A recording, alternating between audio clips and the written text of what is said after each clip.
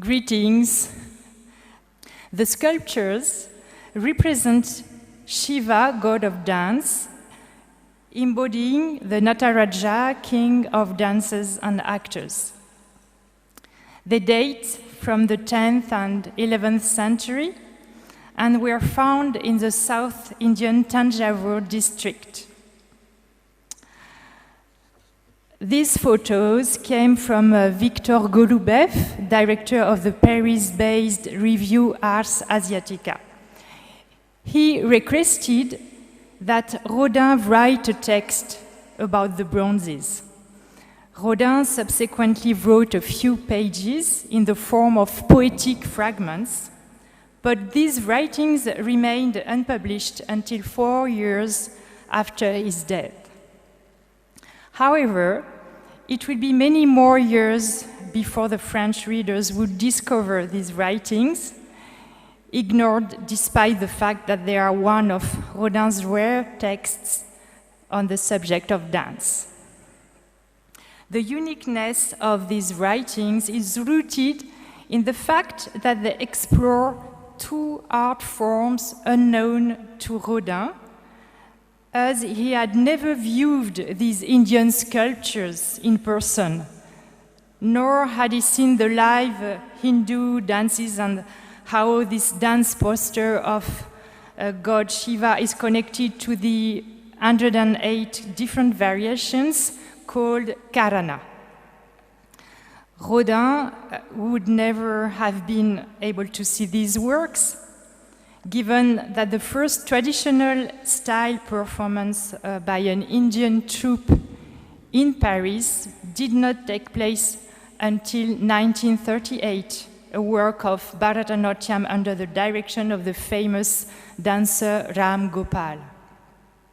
So, the few questions I will try to answer today: how could a sculptor of such renown become a poet, describing in his poetry a dance form unknown to him? And why did he place such importance at the end of his life on this specific Indian connection between dance, sculpture, and poetry? How can Rodin understand the dancing body of the god Shiva based on simple photographic reproductions? First, what was the French context of Indian dances in France at the beginning of the 20th century? Who did Rodin spend time with in the exotic Parisian scene? Who could have introduced him to an interpretation of Shiva? In the world of French musicals, the dancer Durga was known in Paris as the Hindu.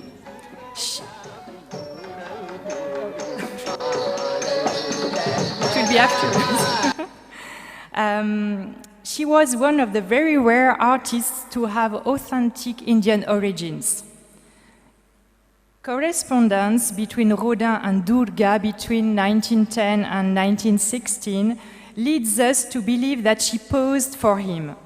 When he wrote The Dance of Shiva, she had just turned 14 and had taken her first steps at the famous Moulin Rouge, playing the role of a Hindu goddess. When Rodin was writing his text on the Hindu god of dance, the traditional castes of Indian artists were in full decline. Artists no longer held the right to produce in public according to rules imposed by the British colonial administration. As temple artists and palace artists were removed from their princely or religious protectorates, dancers were nicknamed the Nautch Girl and reduced to entertaining the colonists. Knowing this art via only this colonial vision, the so-called Hindu dancers in Paris were content to mention in their programs that the sacred temple art that they performed was known as the Nautch style. So there was this main confusion at this time in Paris. And at that time, they had no means of knowing the battles being waged by such Indian aesthetes as Tagore, based at Chankiniketam University, who invited the most important masters of dance to perform there, particularly in Kathak and Manipuri styles. It would not be until later that Western dancers interested in this art would travel to India and have their first direct contacts with artists here in India. So just after Rodin's death, it happened. In 1922, the Russian ballet dancer Anna Pavlova, friend to Rukmini Devi, who was directing the Kalakshetra institution at Chennai, and in 1925, the American modern dancers, the first American modern dancers, Ruth Saint-Denis and Ted Shawn. But it is clear that Rodin sought something beyond the stereotyped images of exoticism, something ancient more than exotic, similar more than different, and intimate more than distant. And he was careful to explain this to the readers of his Dance of Shiva. I quote, "On the supposedly barbaric art of Shiva, the ignorant man simplifies and crudely observes. He stripes away the life of a superior art for love of something inferior and realizes nothing. One must study further in order to take deeper interest and to see." As he cultivated his interest in dance, Rodin had the opportunity to discover the Cambodian dancers at the 1906 colonial exhibition in Paris and in Marseille. As we can see him on the image, he made 150 drawings of the Cambodian performance from the royal court of Sisowat, stating, I quote, "They are beyond the beauty that we or that I can grasp." They were the only authentic Asian dancers he met afterwards in his life. Among all these drawings, to our knowledge, only this one, titled 7 Studies of Cambodian Dances. So only this one shows a Cambodian dancers in the pose of Shiva Nataraja. Rodin understood the link in their art between sculpture and dance, the idea that a pose is but one suspended moment from a succession of movements. The Shiva Nataraja is present in the Cambodian art form. Cambodians used the same text as the actor dancers of India, the Natya Shastra, millennial treatise on the theater and dance in India. It indexes 108 poses and steps ordained by the god Shiva, called karanas, and they are presented as variations of this dance figure, like 108 profiles of this divine model, around which the dancer turns in order to perform them. Consequently, the pose of Shiva Nataraj would be a fragment of a choreography, inseparable from the movement that preceded it and from the one that followed it. Rodin's comment about a dancer in his 1914 text Fresco of Dance speaks of this interpretation. This, he said, is the secret of dance. In this drawing, you can see one of the dancers in blue. She's the only one in a horizontal position, without a doubt, because she represents the first or the last pose, and she can match the pose of Shiva Nataraja. But at the same time, she is inseparable from the other drawings. One dancer in pink costume performs Bhujanga Trasita, which is often comes before or after the raised leg of Shiva Nataraja and signifies the fright of the serpent. For Rodin, the links between dance and sculpture are far deeper than the common colonial impression at this beginning of the 20th century. Rodin wanted to make sculptures dance and to see the dancers a sculpture. So he developed two techniques: turning 360 degrees around his model or around his sculpture and creating the illusion of dance by the play of light and shade on the sculpture. And the first model, not only the first model, but in the sense of the ideal model, for him is the Greek sculpture of the goddess Venus. On this image, you can see the profile of one of the bronzes of Shiva that Rodin associated with one of the Venuses of his collection. Rodin wrote, "Viewing a profile of Shiva. Admirable, these two hands that separate the breasts and the stomach. This posture could rival the grace of the Venus of Medici.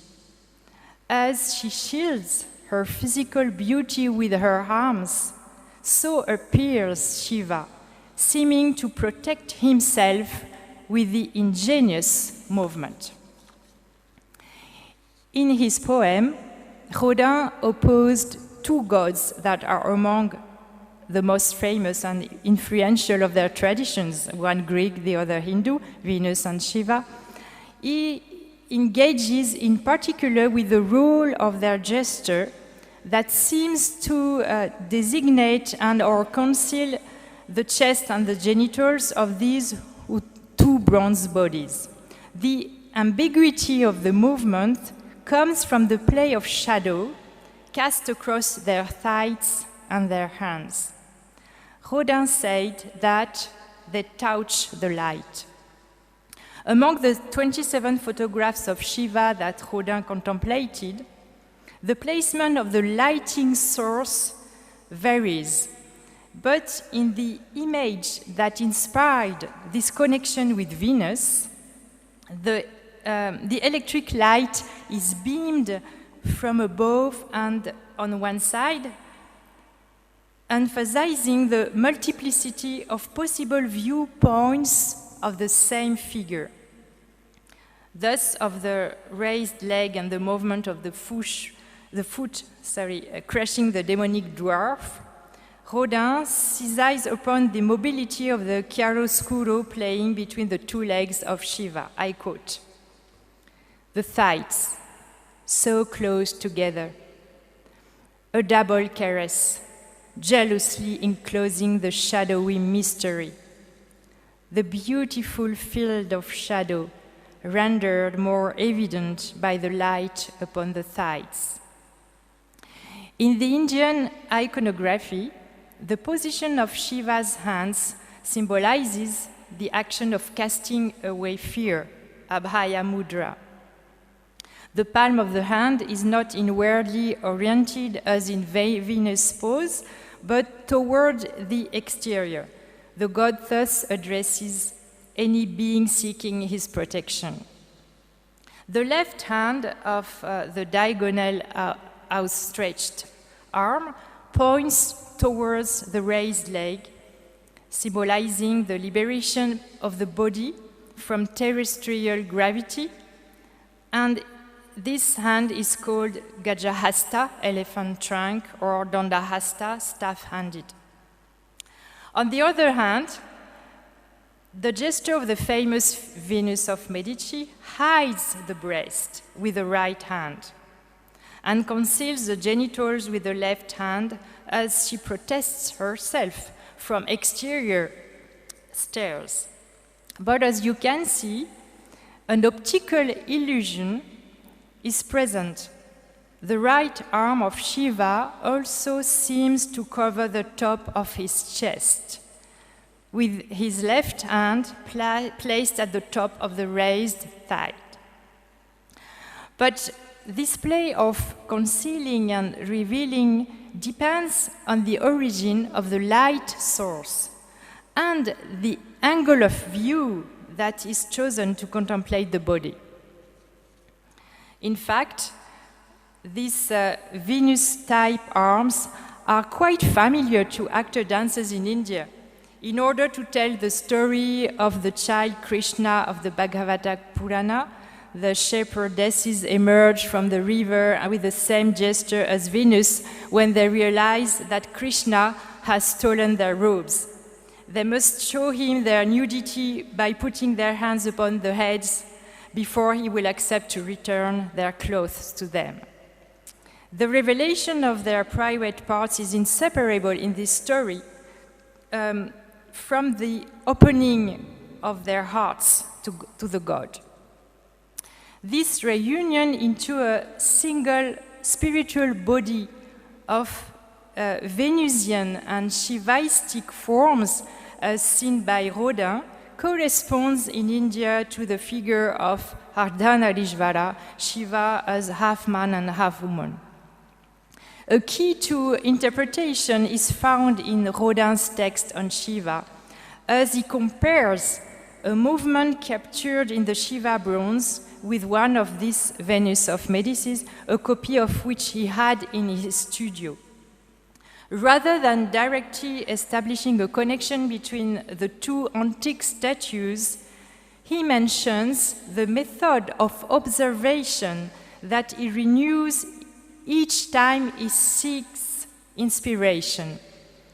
He explains that if one passes a beam of light from an electric lamp over the details of a sculpted human figure, the mineral seems to transform into a near living flesh, making the shapes surge as if they were projections of inner volumes. Rodin evokes a dancing movement by holding the light source.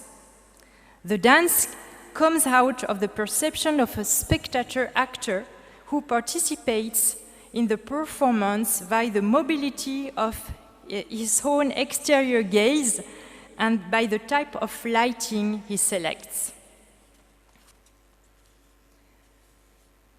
One thing is quite clear in this connection between the antique Venus and the bronze Shiva, the feminine aspect of the god of dance, which is manifested in India in several ways according to the sculpted poses and the symbolic functions of this deity. When he is sculpted in this Ardhanarishvara form, he becomes half man, half woman. His feminine side is visible on the left side of his body, in the gentle sway of the hips and a rounded breast. Here is an example drawn from the stone statuary in the Gangaikonda Cholapuram temple dedicated to Shiva in Tamil Nadu. It dates from the 11th century, like the two bronzes studied by Rodin. In one of the wooden panels acquired by Rodin in Paris in January 1914, one side shows the goddess Ganga, while the other shows a figure performing Karana 25 with a raised knee. Among Rodin's wooden Indian artworks, there are two sculpted pairs that also represent this Tondava-Lasya polarity, with one representing the strong and terrifying character of Shiva, and the other characterizing his feminine aspects, full of gentleness and grace. In Rodin's text, aside from the mention of Venus and the role of hands shared by Venus and Shiva, it is fundamentally one phrase that brings us to the figure of Ardhanarishvara, when he describes the mouth of Shiva. I quote, "Mouth, lair of the sweetest thoughts, but also a volcano of rage. At the conclusion of his interviews with Paul Xell, Rodin repeated how much he sought the serenity of ancient times. In the very first phrase, he explains, I quote, "In the full bloom of life, the flow of life, the air, the sun, the sense of being simply overflows. This is how the art of the Far East appears to us." In the original French, Rodin begins with the form of the verb épanouir, which means both to blossom and as well as to give pleasure. As we see for Rodin, dance comes from the play between light and shadow, and he finds a second source of dance in the circular movements. The Shiva Nataraja bronzes are almost always encircled by a ring of flames. This Alata chakra symbolizes the multiplication of earthly forms manifested, subject to perpetual transformation. From a human point of view, this circle is reminiscent of the movement performed by pilgrims around the inner circle of the temple. Certainly, the Hindu symbolism of this circle did not figure in Rodin's attention. But it is, however, the way that he composed a work by walking around his model, each moment stopping to contemplate the model from a particular profile and immediately transformed by the following one. As he explained in an interview with Henri Dujardin-Baumets, I quote, "I proceed methodically by studying the profiles of a model I am copying." He adds that this was the method for creating the statues of antiquity, but it has indeed been forgotten today. He cites a writing by Goethe that inspires him. I quote, "If in the infinite you want to stride, just walk in the finite to every side."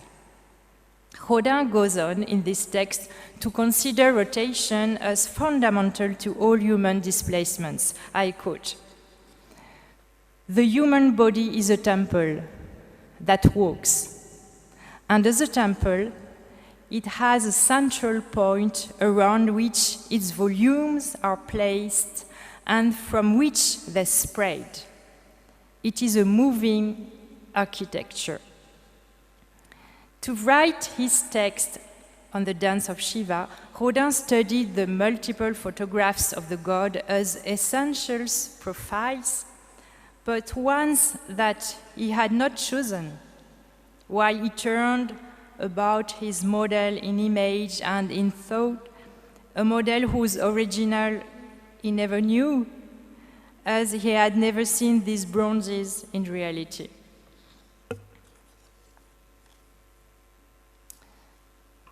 The last main point of this lecture concerns the relationships between the Rodin dance movement series from 1910, selected Rodin drawings, and the 100 steps and poses of Shiva called Karana.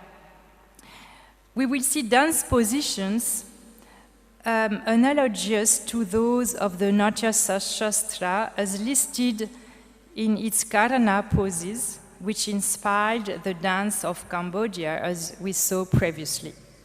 This first example is illustrated by these sculptures at the top of one of the entry towers of the Chidambaram temple, in which one foot raised behind the body touches the head. This is the 65th Karana, Vidyubhranta. Here are two variations of the same Karana, and they are performed by the goddess Parvati, consort of Shiva. Among the dance movements sculpted in 1910 by Rodin, element A resembles some acrobatic figures of the god Shiva, sculpted in the great temples of South India, such as those in Chidambaram and in Thanjavur in Tamil Nadu. These Rodin sculptures were never exhibited during his life, and no citation of his enables us to connect them to a certain style of dance. They tend to reflect the sculptor's conception of dance. However, certain aspects do resonate with the bronzes of the god Shiva. The repertoire of a few rare artists testifies of such flexibility. Kumari Swarnamukhi, who was the state dancer of Tamil Nadu, performed these sculptural postures in the temple of Thanjavur on the occasion of the filming of the Dance of Shiva, the 1985 film by French director Lionel Tardif. I had the privilege of studying Bharatanatyam under her and playing in this movie. 14 of Rodin's drawings show the same bodily pose as Karana 65, including airplane and flower of the sky. 4 of them are untitled posture of bearing arms, and in at least one case, it shows a naked woman in profile. To give the impression that the leg from the knee to the foot is held over the shoulder and backward like a weapon, Rodin slightly modified human morphology, and the poster is impossible in reality. As Karana number 44, Scorpion with a Creeper, one of the 1910 dance movements and 3 drawings refer to the symbolism created by Rodin: spring, aviation, and ardor of the sky. These references are rooted in the context of the time and the new appeal of modernity, the very beginnings of aviations.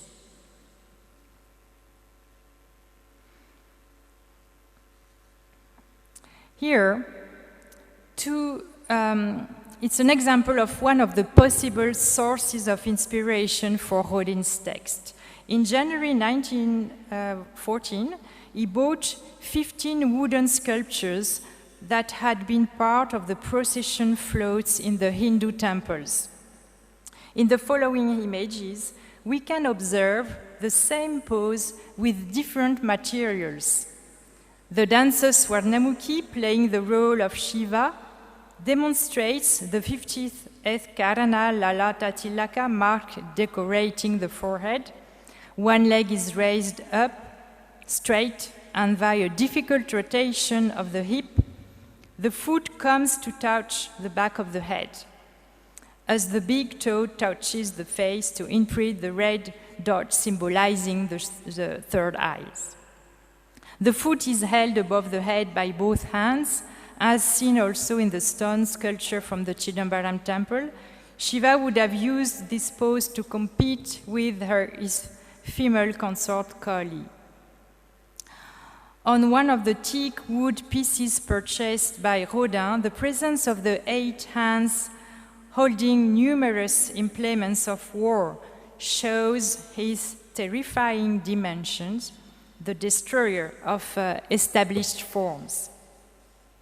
So, as we have seen, Rodin took inspiration from multiple sources to write the Dance of Shiva, including the photographs of these 2 Indian bronzes of Shiva Nataraja, the so-called exotic dances that he frequented in Paris, the relationships between his 1910 sculptures named dance movements, and certain drawings of it, including 2 of Cambodian dances, certain Venuses in his collections of antiques, some teakwood Indian sculptures purchased in 1914, and fragments of texts in his small notebooks and gathered in his book The Cathedrals of France, published in 1914.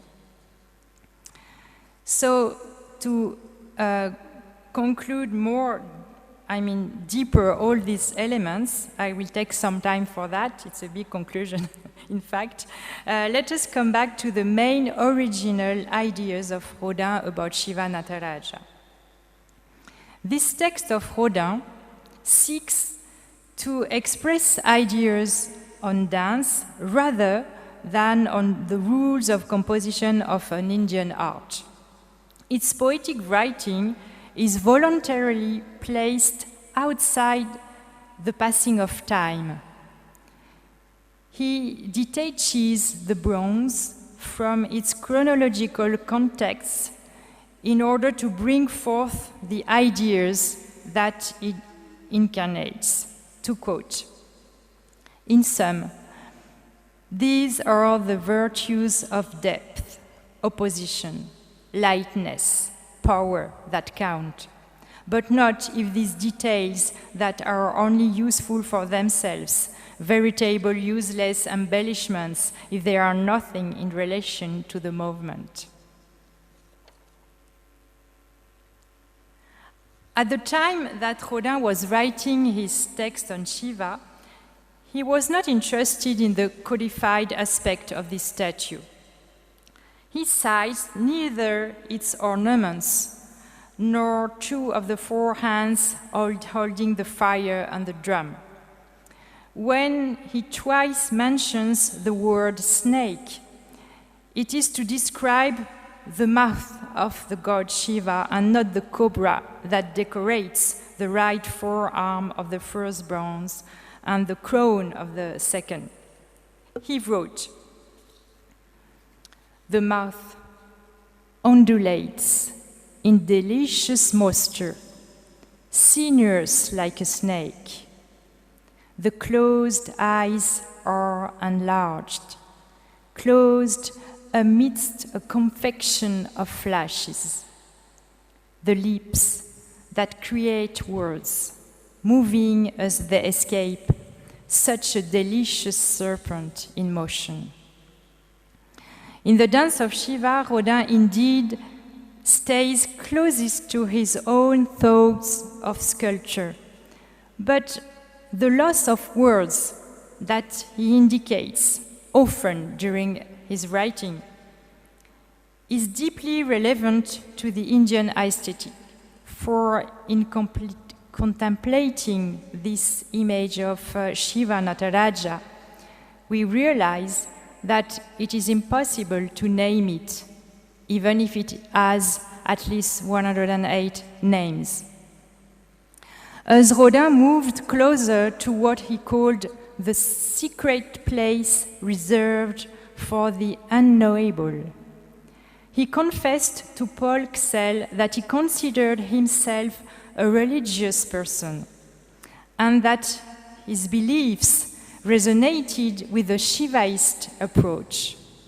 In addition, he defined religious as follows, I quote,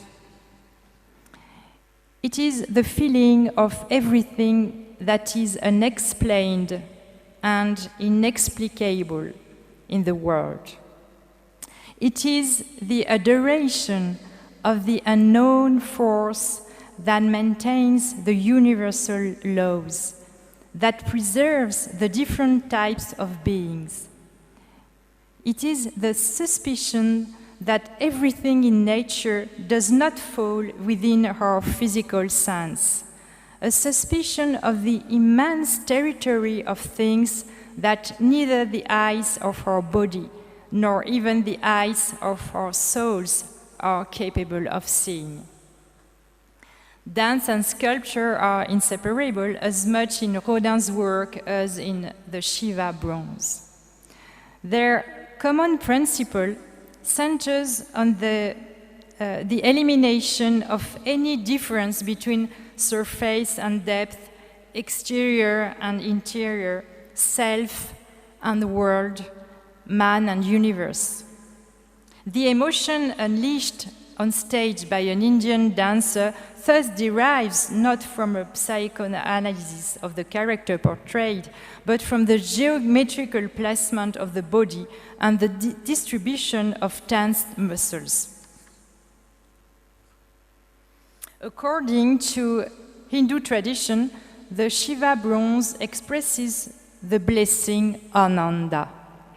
This infinite joy results from a trained equilibrium in the distribution of weight and bearing points, which the dancer learned to master over years of apprenticeship. Rodin sees it in Shiva's eyes. To quote, "The eyes that have but one place to hide are made of the purity of line, of the tranquility of nest stars. The fair tranquility of these eyes, a tranquil drawing, the tranquil joy of this calm." The artwork is a process revealing the traces of this rhythm, the work of opposing forces, and the resistance between these materials in contact. When Rodin describes the mouth of the dancing Shiva, it is to note this double meaning, this opposition of forces, as I already quoted, mouth, lair of the sweetest thoughts, but also a volcano of rage. This ambivalence coincides with the Shiva's own principle, that with each gesture or each kick, he creates and destroys the world. Such juxtaposition can also be seen in two distinct parts of the body.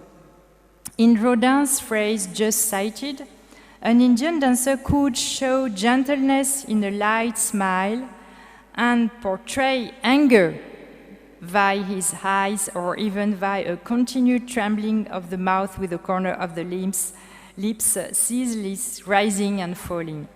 And with the artist's imagination, the interpretations of these physical movements can multiply without end.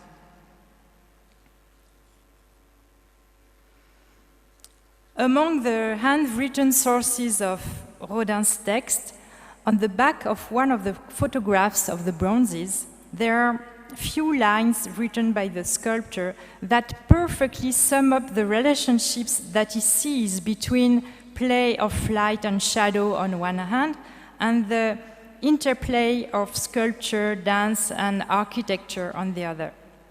In this profile view of the bronze, Rodin contemplates the essence of the shape contained in the idea that there is a rising line.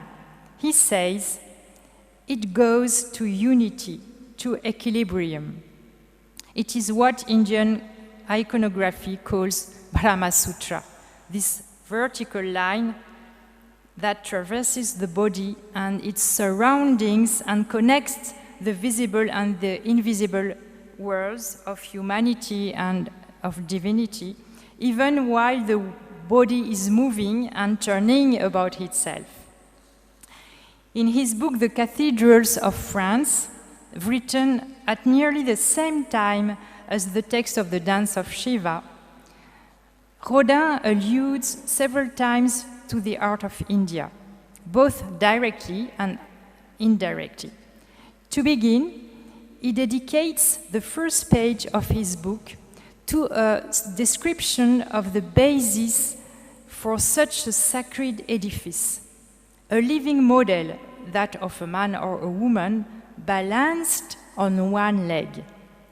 He says, this edifice, the cathedral, results from the counterbalancing of masses that move. What interests him is not limited to this perfect equilibrium of volumes, but is founded upon the movement of shadow and light that animates Shiva in dance within Rodin's text. He expresses the relationship thus in the cathedrals of France and in an interview with Gustave Geoffroy. I quote, In the final analysis, it is indeed always light and shadow that the sculptor, like the architect, molds and models. Art exists only in the play of opposites, light that plays with shadow or the inverse. This is why, be it before a feminine body or a masculine one, a live model or a sculpture, the play of light would remain his principal inspiration and reveal what he calls the law of harmony, common to the statues of antiquity that he collected in his hermitage at Meudon, but also at Paris. To quote, "I look, and then I cannot live. I am surrounded by these lights. Certain ones burn out in the distance, others vibrate quite close to me.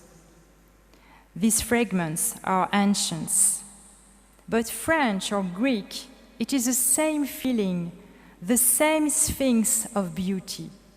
Here and there, it is always nature transposed and risen from the dead. And it is this transposition that makes the supreme splendor of Egypt and India. I see all of this as if through tears of joy."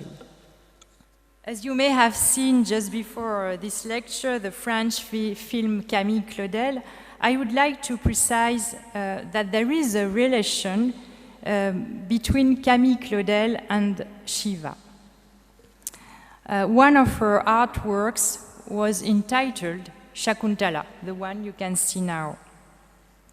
The title and the theme of this play, Shakuntala, by Kalidasan, concerns separation in love. The play celebrates the memory of happy love as the young woman waits 7 years for the return of her lover. Camille Claudel began to sculpt this couple in 1888, the year when she began to share a studio with Rodin, and continued during their love and separation. The attitudes and positions of the lovers remained the same in all her different sculptures, only the title changed. The king is kneeling at the feet of the young Shakuntala as they tenderly embrace. This scene corresponds to the denouement of the play, when the king begs forgiveness from his beloved at the moment when he recovers his memory and suddenly recalls his beloved and the child that she raised alone. There is an intimate subjective connection woven by Camille Claudel between the successive sculptures of Shakuntala and the fact that this story, written at the end of the 4th century by this famous poet of India, Kalidasan, begins and ends with an invocation to the god Shiva. So, in fact, this play, Shakuntala, is dedicated to Shiva. But in Rodin's case, this link to Shiva suggests also an autobiographical reference, as evidenced by his 19 and 13th correspondence. The sculptor artist aspired at the end of his life to taste ancient serenity in the image of this Hindu god of dance, like an ideal. When Rodin was preparing this same year, so in 1913, this text, Camille Claudel was interned at a psychiatric asylum until her death. As for Camille Claudel, she would never cease to suffer from Shakuntala's separation. She will never experience the end of Shakuntala's story until her death.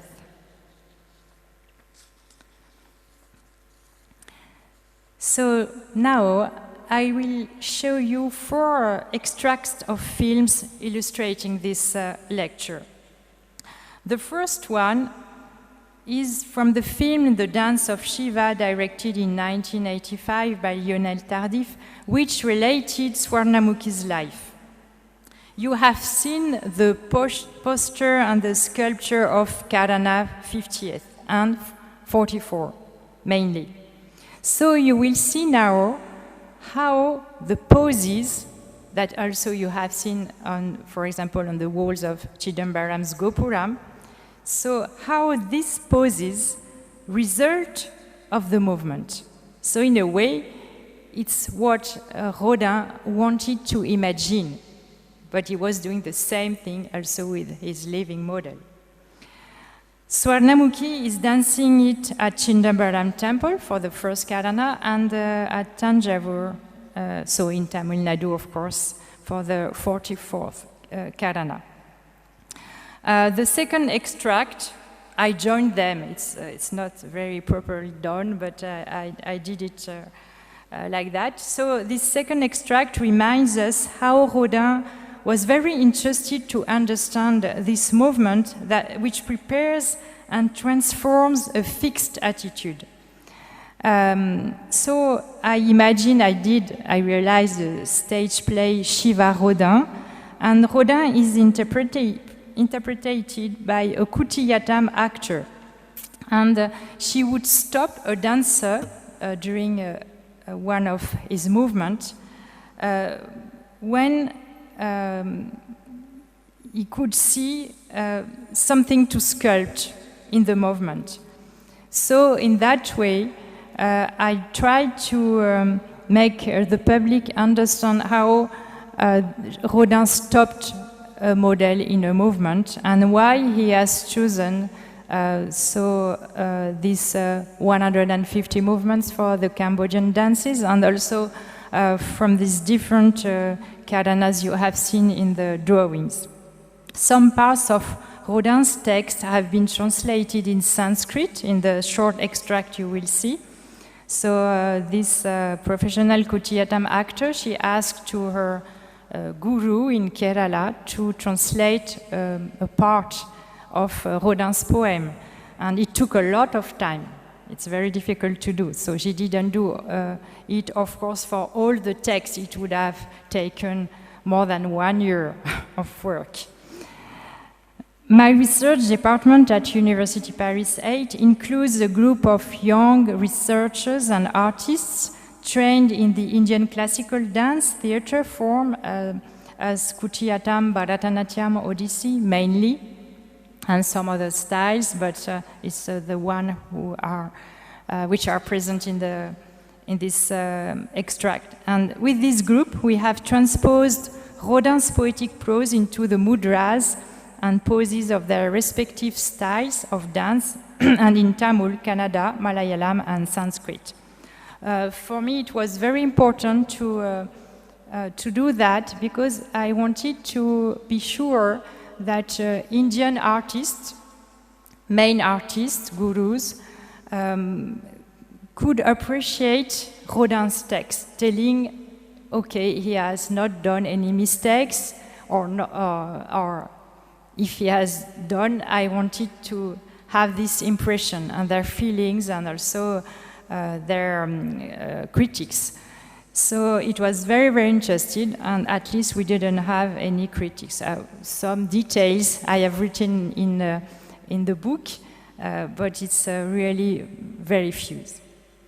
So these researches have been published in France, and we have performed this text on stage at Paris and in many other places in this composition. So let us see this extract. I will come back to the next.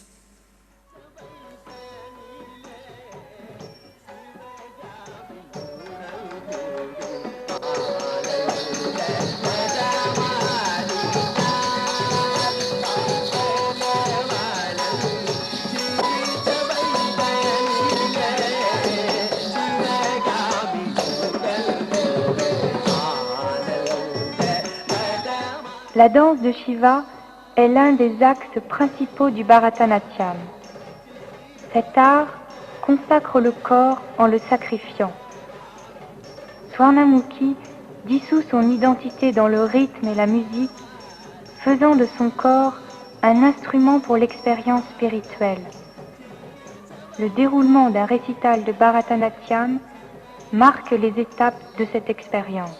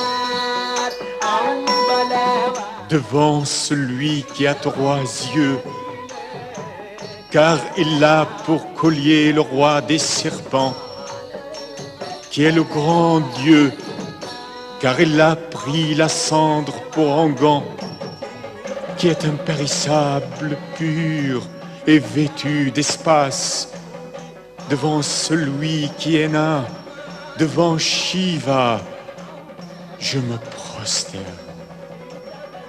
Devant celui qui est oint d'eau du Gange et de Santal, le grand Dieu, Seigneur de Nandi et maître des Pramatas, à qui l'on donne en offrande des fleurs de Mandara et beaucoup d'autres fleurs, devant celui qui est main, devant Shiva, je me prosterne. Devant celui qui est de bon auspice, soleil levant, qui fait épanouir en nous la face de lotus de Gauri, qui renverse le sacrifice de Daksha, Seigneur à la gorge bleue, qui a le taureau pour emblème, devant celui qui est Shi, devant Shiva, je me prosterne.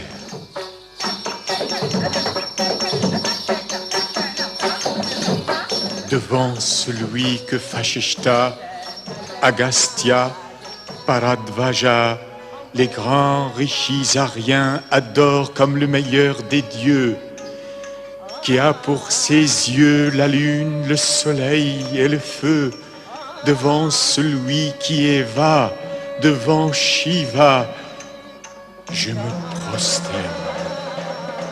Devant celui qui est l'essence du sacrifice, car il porte le chignon feutré et il brandit le pinaka, celui qui est ce qui est éternel, le divin, le Dieu, tout ce qui est, devant celui qui est Yah, devant Shiva, je me prosterne.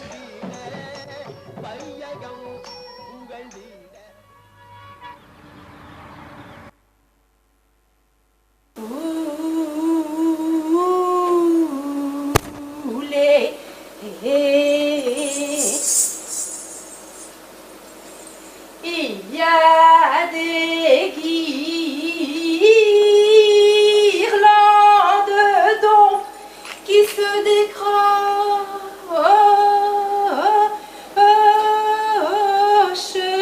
de les Dristavio Rakasha Shiriva Shivayu.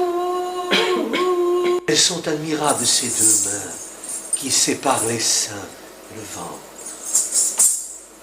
Ce geste peut lutter pour la grâce avec celui de la Vénus de Médicis qui défend ses charmes par les bras. Comme l'autre, il les défend par la prière.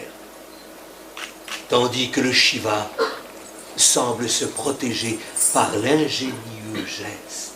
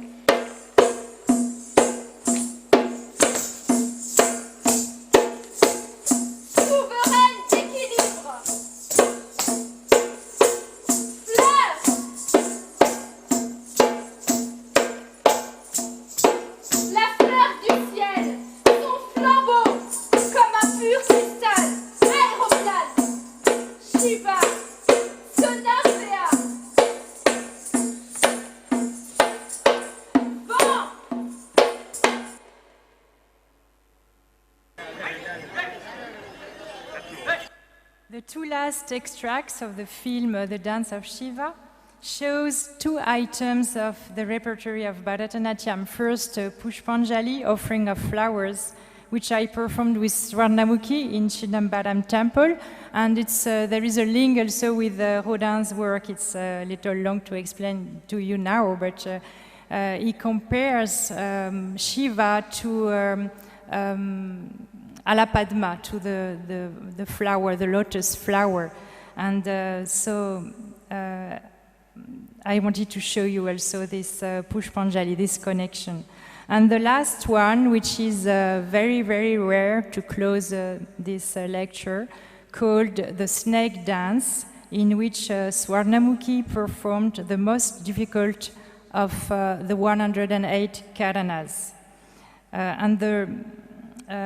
Just for the little story, when I met her, when I came to India to learn under her, so I was 18 years old, and she wanted to tell me to take me to Kolkata, but I had a very high fever one day before, so I missed the visit to Calcutta that I do only now after such a long time.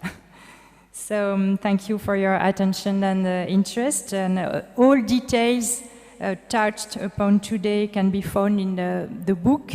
Gabriel, if you can just show it, please. And Rodin and the Dance of Shiva published last year by Niyogi Books, and I have to come back next January or February of next year for the book fair to show this Indian publication, and in 2014 in French by the University Press of Vincennes. So let us see. Of course, if you have questions afterwards, I will be very glad to answer.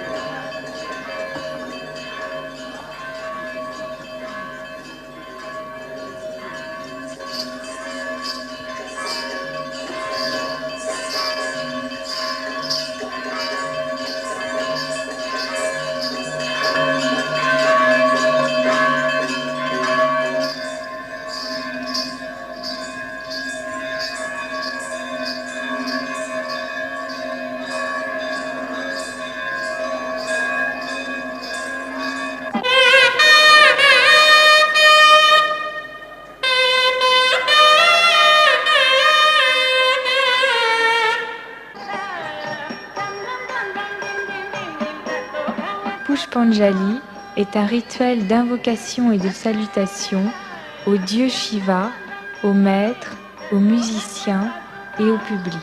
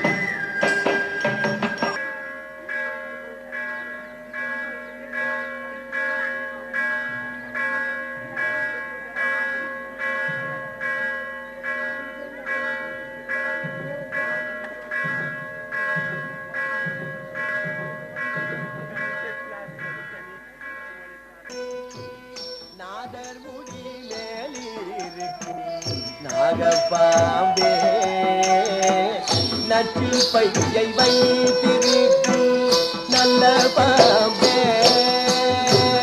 நாகர் முடி மேலிருக்கும் நாகப்பாம்பே நற்றில் பையை வைத்திருக்கும் நல்ல பாம்பே நாகர் முடி மேலிருக்கும் நாகப்பாம்பே நற்றில் பையை வைத்திருக்கும் நல்ல பாம்பே நாதர் முடி மேலிருக்கும் நாகப்பாம்பே நற்றில் பையை வைத்திருக்கும் நல்ல பாம்பே நாதர் முடி மேலிருக்கும் நாகப்பாம்பே நற்றில் பையை வைத்திருக்கும் நல்ல பாம்பே நாதர் முடி மேலிருக்கும் நாகப்பாம்பே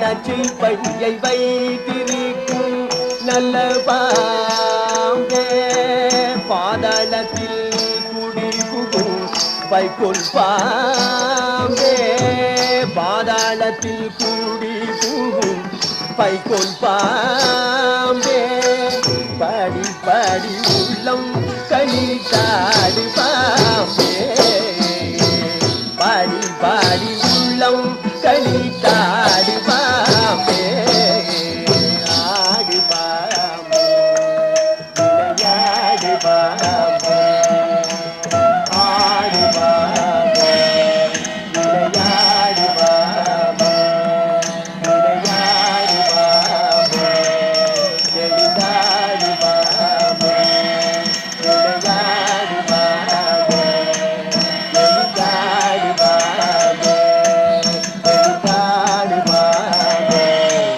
விளையாடு பாம்பே விளையாடு பாம்பே எளிதாடு பாம்பே விளையாடு பாம்பே எளிதாடு பாம்பே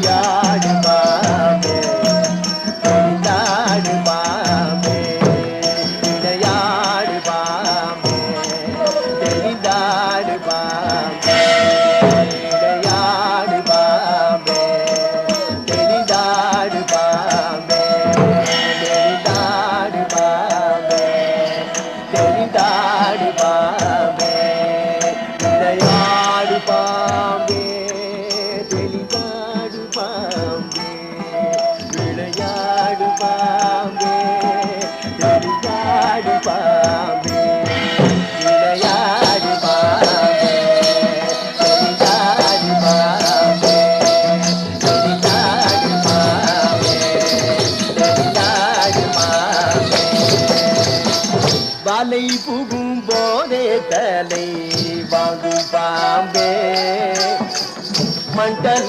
வீட்டுங்கள் வலை வண்ண பாம்பே வலை புகும் போதே தலை வாங்கும் பாம்பே மண்டல வீட்டுடல் வலை வண்ண பாம்பே வலை புகும் போதே தலை வாங்கும் பாம்பே மண்டல வீட்டுடல் வலை வண்ண பாம்பே வலை புகும் போதே தலை வாங்கும் பாம்பே மண்டல வீட்டுடல் வலை வண்ண பாம்பே தலை கஞ்சி நின்றிடும் சட்ட பாம்பே தலை கஞ்சி நின்றிடும் சட்ட பாம்பே தலையடித்தே விளையாடு பாம்பே தலையடித்தே விளையாடு பாம்பே ஆடு பாம்பே விளையாடு பாம்பே எளிதாடு பாம்பே விளையாடு பாம்பே எளிதாடு பாம்பே விளையாடு